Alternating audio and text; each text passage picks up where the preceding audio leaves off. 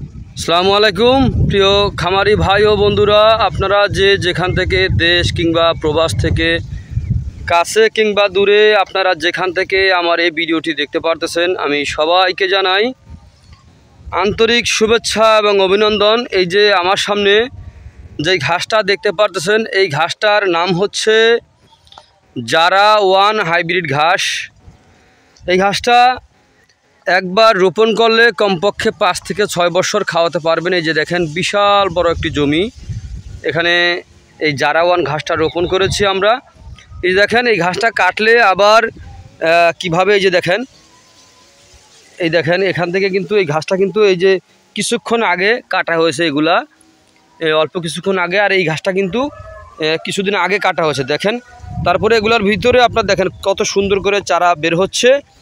তো আপনারা যদি এই জারা ওয়ান হাইব্রিড ঘাসের যদি পরিপক্ক কাটিং যদি আপনারা রোপণ করতে চান, আপনার গবাদি পশুকে যদি আপনি কাঁচা ঘাস খাওয়াতে চান, তাহলে অবশ্যই আপনারা ঘাস চাষ করবেন। যেমন জারা ওয়ান হাইব্রিড ঘাস আপনারা চাষ করবেন, অথবা আপনার দেখা যায় ইন্দোনেশিয়ান স্মার্ট নেপিয়ার ঘাস চাষ করবেন। তাহলে কিন্তু খুব সহজেই আপনারা এই ঘাস গরু ছাগলকে খাওয়াতে পারবেন। এই ঘাসটা এই যে যেমন এই জারা ওয়ান ঘাসটা, এই ঘাসটা কিন্তু চীন থেকে আমাদের এই বাংলাদেশে এসেছিল। দেখেন কি পরিমাণে এক একটি ঘাস হচ্ছে, দেখেন বিশাল বড় কিন্তু লম্বা হচ্ছে।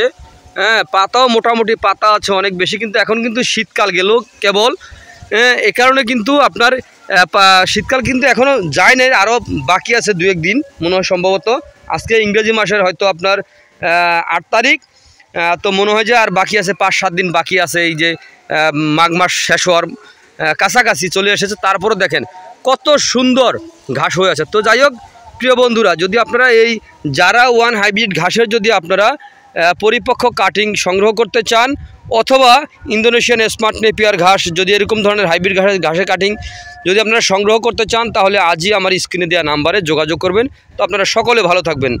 আল্লাহ হাফেজ।